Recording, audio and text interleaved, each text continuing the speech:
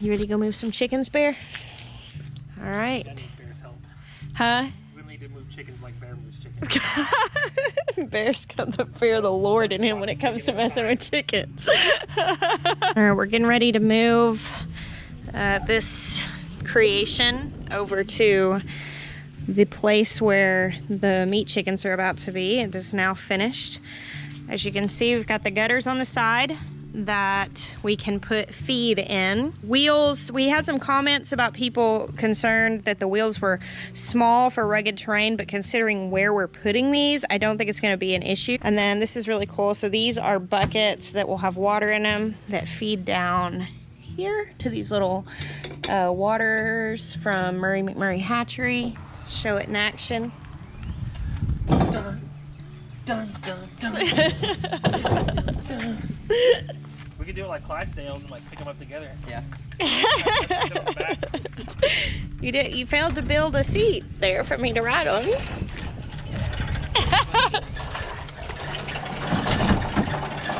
So Maya just pulled this down the driveway and decided he might want bigger wheels. He said these are just the ones he had on hand. The first time that I ever saw a stray cow when I lived out in the country, I was just completely flabbergasted. I stopped the car. I was like, what in the world? There's a cow on the side of the road. And I was noting the other day that now I just drive by, I'm like, oh, someone's cows are out. You know, like you just get used to it. Been out here 6 years. This, however, I think if I saw this being pulled down the road, I'd probably still be a little bit like, All right, so they've already got the fencing set up here, and we turned it on yesterday to teach the goats and the alpacas to leave it alone. The goats were kind of trying to chew on it. Hey Miriam, hey Maggie. Hey girls. Hey little lovelies. We don't have a lot of good grass. And that's one of the things that we're really trying to do with rotational grazing is build our soil quality and build our grass, grow grass. And so this is kind of a shadier area, but basically what we're doing is we're putting the chickens out and we're giving them this area, which is a 20 by 20 foot. What is it, baby? Is it 20 by 20 foot with a... It's 20 foot square. It's okay, so it's a roll of wire. An 82 foot roll of fencing making a 20 by 20 foot square. And we'll run the chickens here where they'll have this space, and then we'll move like the whole fence over and give them another 20 by 20 foot space. And that's how we're going to rotationally graze. And like obviously this is in right now where all of the girly animals are. And we'll see how this is. This is our first time raising meat chickens, so we're kind of like figuring out how we want to do this as we go. My friend Amanda is like the naming queen, and so Jeremiah had me message her and ask her for names for this this meat chicken coop thing. Amanda could have a full-time job naming people stuff on their homestead. She is exceptional at it. She has a channel. I can link it. Her email. You name your coop, and your homestead, everything. Let's see. What are her suggestions on this? The meat shack, meet and greet, poultry in motion, chicken greenhouse, the wing wagon, which was her husband David's suggestion, chicken to go, dragon chicken wagon. The Draggin Wagon's pretty good. I like the Draggin Wagon. The Draggin Wagon. Those are really cool. Which ones? Those waterers. Yeah. Did you just pull it off? Yeah, you adjust these two nuts at the bottom. Yeah. And adjust how much water it lets into the bowl so it doesn't overflow. Oh. So how are we gonna get the chickens over here? Just put them in like a tub or something? That's the plan. Oh goodness, Benton has food. He's the most popular boy in the yard.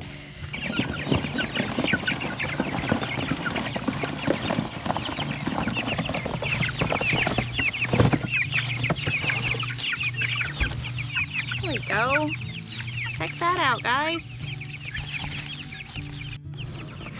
Well, they found the food.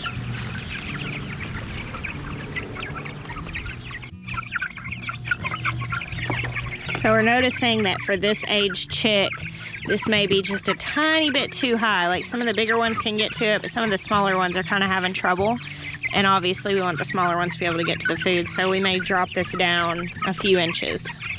One of the reasons why we are not currently releasing any plans for this is because Jeremiah kind of conceptualized this and sort of just built it as he went. He didn't know exactly what he was going to do, and he was just tweaking things and modifying it as he went. We are going to have to build another one, and so what we're going to do is sort of perfect it and use it for this round of birds and decide how we want it to be, make any changes, and then we will be releasing plans for this later. He's gonna write them out and make it where you guys can download it, and he'll do like a thorough how-to video on how to make a Draggin Wagon for meat birds like this. It's later on in the day. It just rained a little bit. We're kind of in that time of year where we just have random 5 or 10 minute rain showers all the time. And it just cooled off quite a lot, so it's nice right now, but sometimes it just stands to make it incredibly muggy and humid outside and miserable to be in. We're getting the kids' garden ready. Maya's building their little patio area. They have a volunteer tomato plant growing out here. I bet that's Dances with Smurfs based on the purpling on the stems, because that's a really dark purple tomato. I'm gonna try to get this garden planted with them this weekend, and we're gonna get this space set up. We're actually we're doing the seating area for them to have a place to hang out in their garden, and Maya's doing a planter along the outside of this fence because we have some thornless blackberries that were sent to us by a viewer. We're gonna put them along this fence so the kids can pick them and not have to deal with thorns. And he's also building some planters over here because Ezra, his birthday is this Sunday, and Ezra's favorite flower are roses, and I've been planting roses and getting ready, but he has specifically been asking for a while now to have his own roses, and so we're gonna make him a space for him to have his own roses. Here's the kids' little patio deck thing, looking nice. A little table and chairs we're gonna set up here and kind of decorate the whole area for them. I don't know, Ezra enjoys spending time down here. He takes a lot of interest in what's growing in his garden. Of course, Benjamin likes all the gardening spaces, and he will actually come in by himself. Toby likes being down here pretty much if we are, and we will be. I think that they might use it more though with a table and chairs. They like to play restaurant outside, and I think having a space like this for themselves, I think they're really gonna enjoy it. Here on the sides is where we'll build the rose planters. And we'll just put some shrub roses in here. I'm just gonna go to a local store and buy some. I actually did order several roses for my own growing pleasure from Heirloom Roses, I think is what the website was called. I looked all over the place, and a lot of places were sold out, and because it's very warm where I live, it was too late to order bare root roses because they would have a hard time getting established in the heat, so I had to actually order gallon size roses. But I was able to get some David Austin ones as well as some others. My friend over at Grandma Rose's Homestead gave me a suggestion on a rose, and I ordered that one. I don't know, I'll tell you guys what all ones I got when they start coming in, but I'm gonna plant some in the square planters on the back of the big raised bed garden, and I'm gonna plant a couple back by the high tunnel. So really excited about that, and then hopefully I can get all of those established, and then this year start learning with propagation. And I'm gonna start propagating them just for my own personal use and like learning how to do that. I've just got bit by the rose bug, and obviously, I mean, I can't just spend hundreds and hundreds and hundreds of dollars just buying all the roses, but I was noticing like just neighbors and stuff that have really beautiful rose bushes and they're in full bloom right now. And I thought about just going to their house, you know, later this year, knocking and be like, hey, would you mind if I just took some cuttings off your rose bush? Because I've noticed them forever, but you know, like right now I've got the bug really bad. Gotta get resourceful, right, baby? That little rain shower was nothing but a tease to the garden. Y'all, look at how big my sunflowers are getting. These things are gonna shoot up and they'll be massive in just like a month.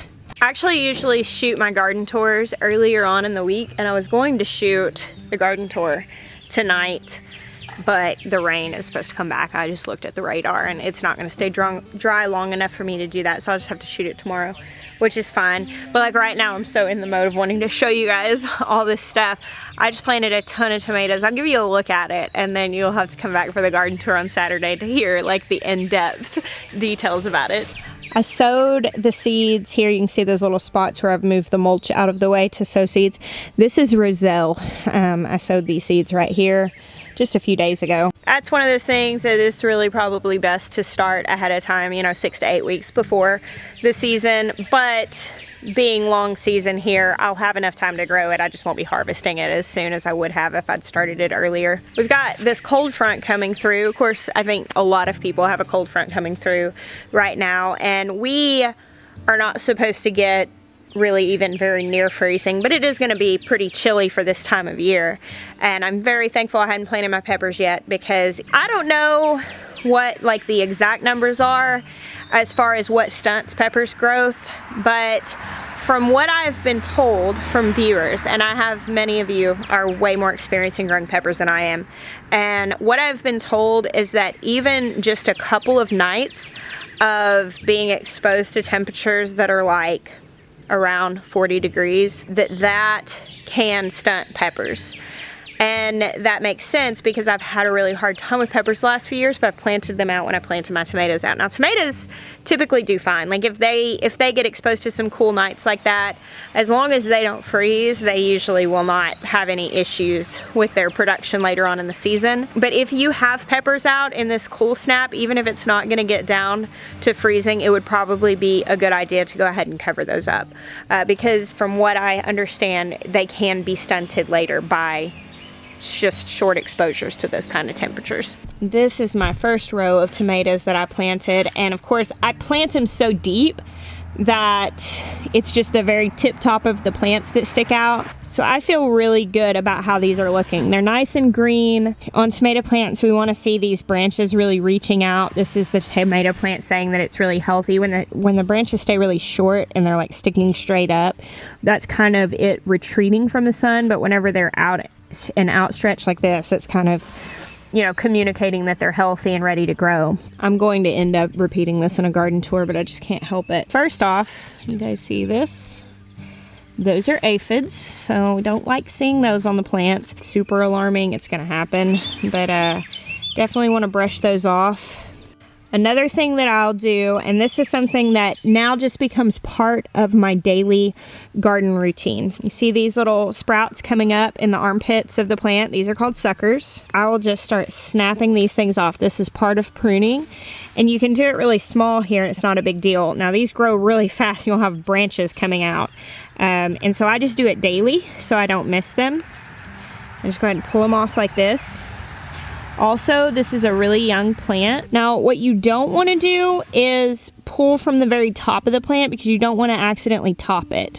So there will be like the obvious suckers, which are kind of in the lower armpits, but anything on this top part of the crown of the plant, I don't pull any of that off, just because I don't accidentally want to take the top growth off. If you top your plant, it's just not going to grow from that anymore, which means, you know, that's not good. You don't want to do that to an indeterminate plant unless it's the end of the season and you want it to stop growing and you want it to put all its energy into ripening the fruit that it's already set. So when you pull those suckers off, keep it from the neck down. Don't mess with the head of the plant. I have a video about pruning tomatoes. I'll link that down below. That kind of just like overall covers what I do with that. But what I just showed you, pulling those tiny little suckers out of the armpits of the plant, that is really part of like the daily maintenance of the garden. I get asked a lot, like, how long do you spend gardening, or how long does this take? How much time a day do you work in the garden? And it's really weird because, I mean, obviously this takes a lot. Like, yes, I mean, this is a lot of maintenance. It's what I do. It's not just a hobby. It is definitely a passion. It's also my job because I have a YouTube channel, and so like we have a lot of gardening space, you know. We have a small farm going here, but a lot of the work that goes into this, it's not really work, you know. Like, it doesn't really feel like tasks or jobs so much. Usually pulling suckers like that, I just stay on top of it by coming down to the garden in the morning with my coffee.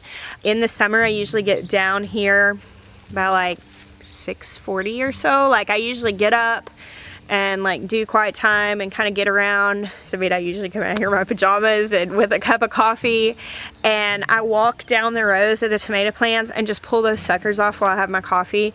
It doesn't feel like a job. It's nice outside. And that's whenever I'm kind of just keeping an eye on everything, looking at everything, and I sort of make my to-do list for the day. At that point, I do those little maintenance things. It doesn't really feel like working.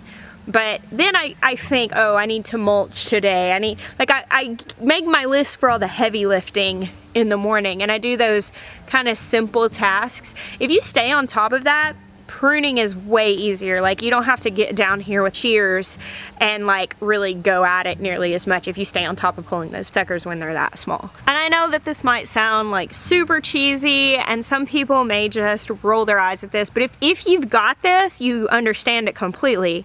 Like, if you will genuinely fall in love with your garden, like make it a space that you really want to be in, not just something that you're doing in like a utilitarian sense. Like, make it your refuge, make it your retreat, make it your therapy. Like, get to a place where you're growing something that interests you in a space that you've invested in making beautiful. It's the place you want to go in the morning with your cup of coffee. It's not something that's a dreaded point of your to-do list.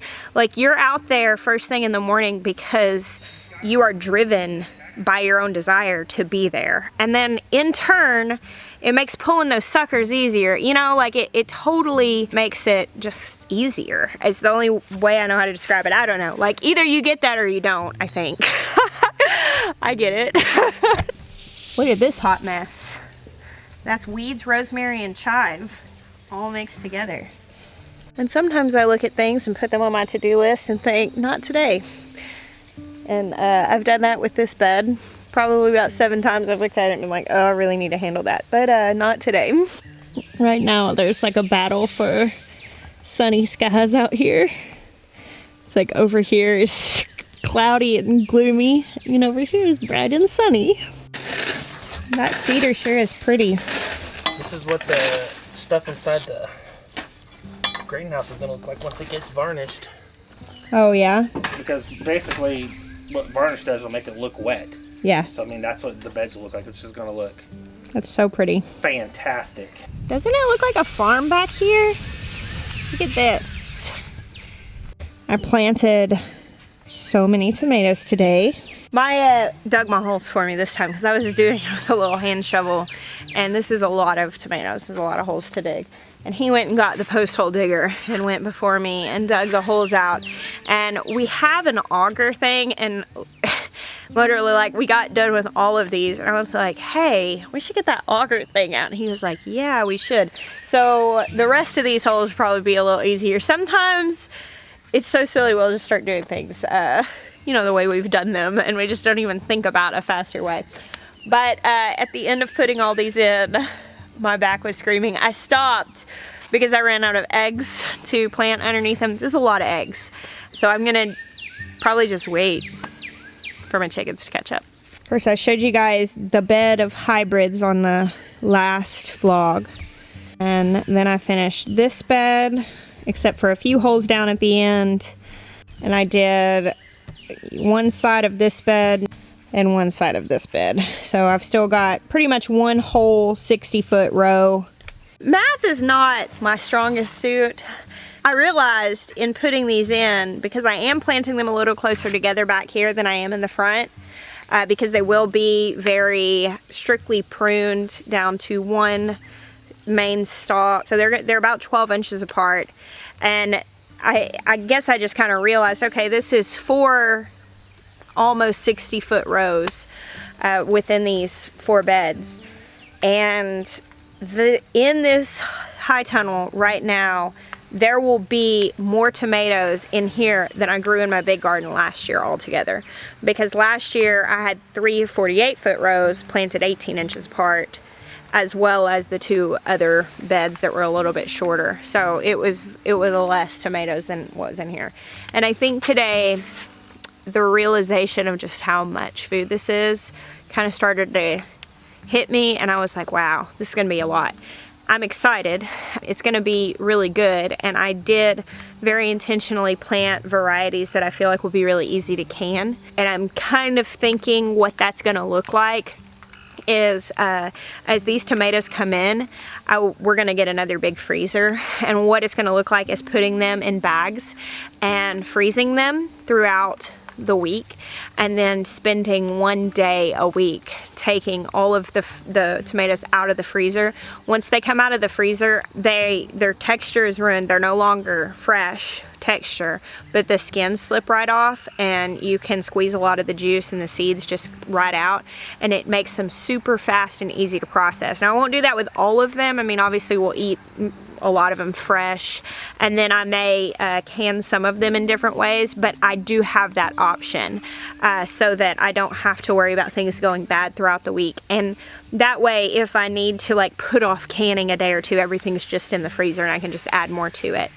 That's my plan, and hopefully I can stay on top of it that way. I also just want to show you guys, for the sake of teaching, how bad these tomatoes look. As you could see, that tomato in the front that I showed you with its branches really outstretched. You can see here with a lot of these, that's not the case. They've got really short branches, a lot of miscoloring, which this is all because of deficiency, because these had gotten really big for their pot. So you see a lot of yellowing and also purpling in a lot of these leaves, which yellowing is typically a nitrogen deficiency, purpling is typically a phosphorus deficiency, and you can just see that these don't look good, and I'm not even worried about it.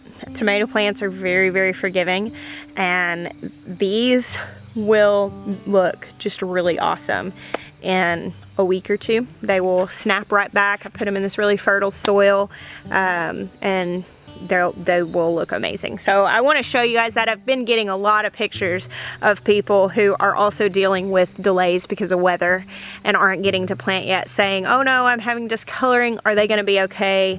Will my tomatoes pull through? And really, I've seen some tomatoes come back from the brink of death and still produce really well. These look really purple, but that's because they're Wild Boar Farms Blue Beauties. But even still, they've got really short, puny little branches. And these are also the tops of these plants. I've trimmed them down and planted them real deep. Alright, so I came over to the in-ground garden. Do y'all see this growing in the rows here? You know what this is? This is amaranth. Last year, I planted amaranth in my garden beds. It was so beautiful. It grew so big, and it reseeded amaranth all over my entire farm. It is everywhere. I see it everywhere. I'm really curious to see where it ends up growing in these areas that we don't maintain. Obviously, I'll pull it out of these rows, but I don't know if it was just in the compost. I mean, I know we fed it to a lot of the animals. I think there may be a ton of amaranth on my farm once the summer progresses, which is okay. It's beautiful and it's free animal food, but I'm just amazed at how far and wide those seeds managed to make it over this farm. Tomorrow we are actually having a date day, so we will not be putting the plastic up on the high tunnel, but it's going up on Saturday. It's completely ready for the plastic now. We have been homesteading for 6 years. The anniversary of us moving into our house was April 27th. So just a few weeks ago was 6 years of us moving in here.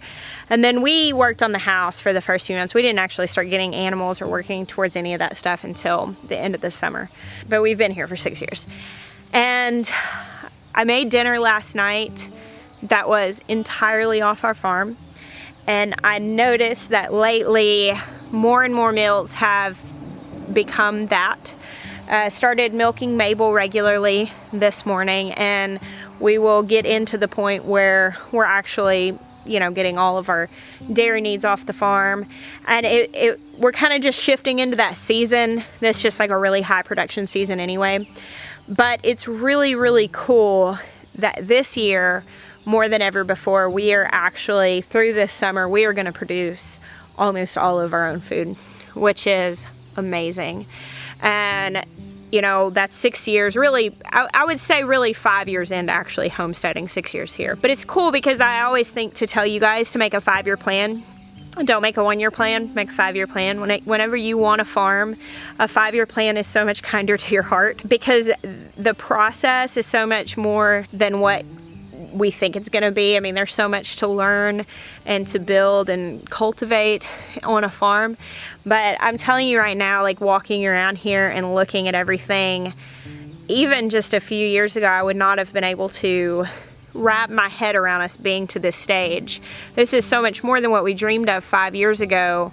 But when I look at our 5-year plan, like, we have now comfortably covered all of those things. I just didn't even, I think when you start planning what you want, you don't even really know on the beginning. You think you know, but as it unfolds, you learn more and more what to hope for. It's funny because now that we're at the end of that, I'm sitting here going, well, what do I plan for next? What's the next 5-year plan? And I would love to hear what's on your 5-year plan. If you guys want to share that down below or share it in the community on the Facebook group, I would absolutely love to hear what you're hoping to accomplish in your homestead and sustainability goals in the next 5 years. Well, I feel the rain coming back. And I don't think this time that it's going to stop. So thank you guys for hanging out with me today. God bless you. Until next time.